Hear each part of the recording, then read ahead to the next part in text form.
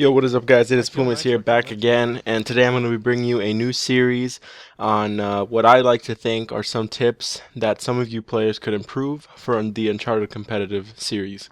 Now, a lot of people have been asking me to make this series. People ask me, like, what do I do, like, tricks I use just to become a better player. I just want to say, before we start this series, and I'm just going to say it now, then later. Um, I am not claiming I'm the best in the world. I'm just stating that I really honestly came from nothing. I'm not someone who started off the game excellent. I actually was really bad. Uncharted 2, I was a terrible player. Uncharted 3, I was the pub star. And for someone like for me to burst into the scene of competitive like that, I really like to.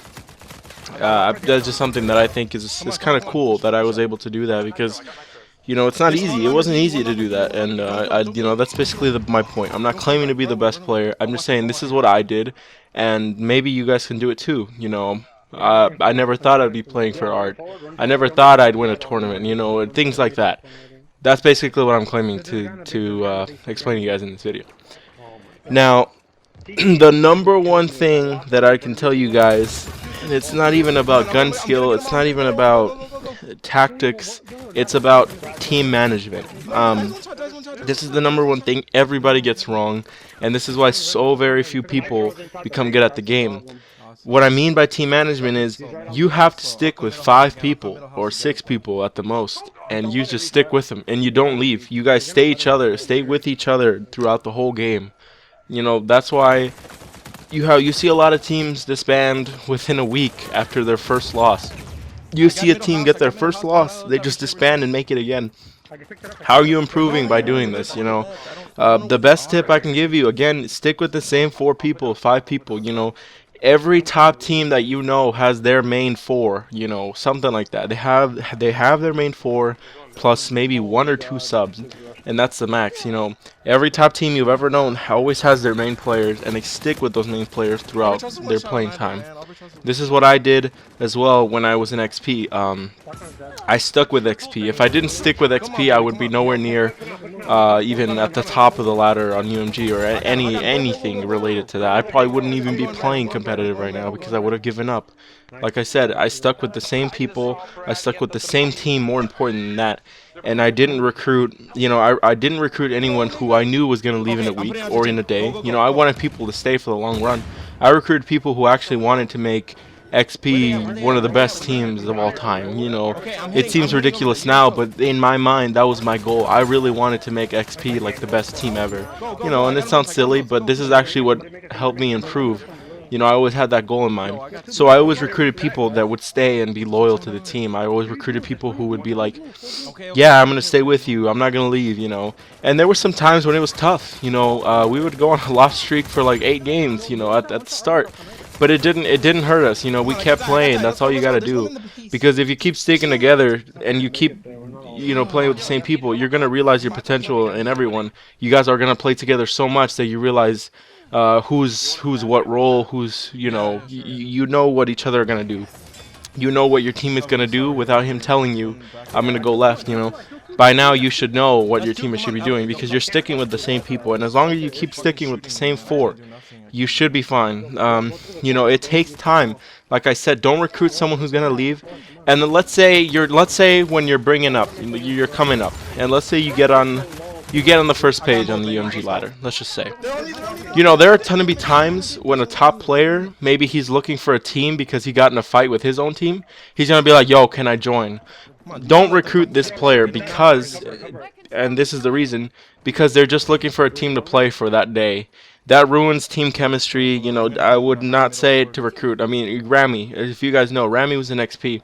I rejected him like 8 times before I finally said yes, and the only reason I said yes was because I knew my team already. We just needed one player, and I just went for it, whatever. But I mean, it took him a lot of tries to get into the team, and when he did join, he was pretty loyal. But of course, I knew he was gonna go back to Phoenix. But it doesn't matter now, obviously. But Don't recruit someone who's going to go back to their team. Recruit someone who's going to stay with that team. Recruit someone who's going to keep playing with you guys every day, or, it doesn't have to be every day, but, your schedule. You guys all play at the same time. Don't recruit someone who's just a top player and then he's going to leave. Again, stick with the same people. Always play at the same time. Always have like only 5 people in the team. If you keep playing with the same people, you're gonna gain chemistry with them. You're gonna gain teamwork. You're gonna know each other's roles. And also, for another tip, don't try to make yourself into a Slayer if you're not a Slayer. If you're an OBJ player, be proud of it. There's not many OBJ players in the game because people are afraid to be that. That's something that every team has. Every team has an OBJ player, whether you like it or not. Even if it's a team of 4 Slayers, someone's got to do the dirty work.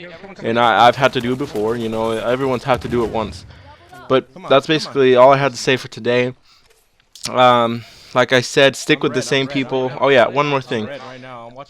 This will eventually, it should. I mean, maybe it doesn't, but this worked for me. I think it worked. It has worked for a lot of teams. If you know IL, the original IL, I think that's their story. The same thing. They did the same thing. They were on a lot of loss streaks. No skill at all. I remember him telling me that he wasn't a very good player, but he kept playing with the same people. He didn't let any randoms in. He kept playing with his friends and just trying to get better. And he did. And props for him. Congrats to him.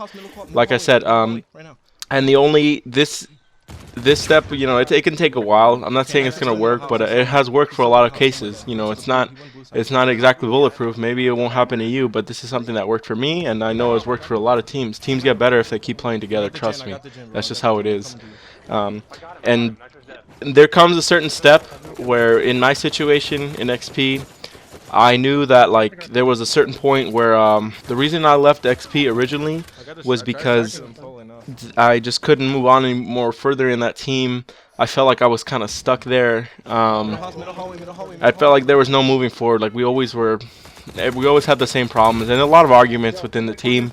And I think they ended up leaving a couple members, But this was a year into it, 2 years. So I ended up just leaving.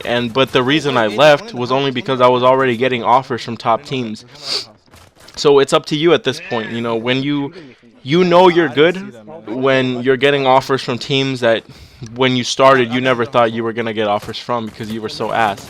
So that was my situation. I was getting asked by Cobra Venom and Ty Smack to join their team, and I was getting asked by Messi and Ygritte to join Ares. And eventually I just took it. It was a hard decision, but I basically did it. And this is up to you if you want to do that or not when it comes to that point. But people will ask to recruit because they see that in you. So you can make your decision whether to leave or not. If you stay, that's still good. You can still do good things with your team. I'm not saying you're gonna be stuck there. If I would have kept going, XP probably would have been a good team now as well, and which they are now too, even without me because they kept going. But again, the reason.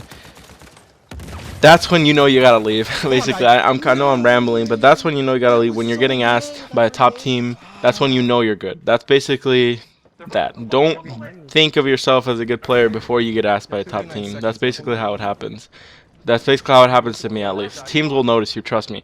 A player like me, when I'm playing noob teams, I'll always notice a player in their team that's trying a little too hard, or maybe I can see potential in that guy. I'm not gonna recruit him, but I can see. I'll keep an eye out for him for future UMGs. I'll remember that PSN ID and be like, oh wait, I remember this guy. He's that fucking tryhard or whatever, But trust me, other top teams look out for that. Even if they have a stacked team, everyone always looks out.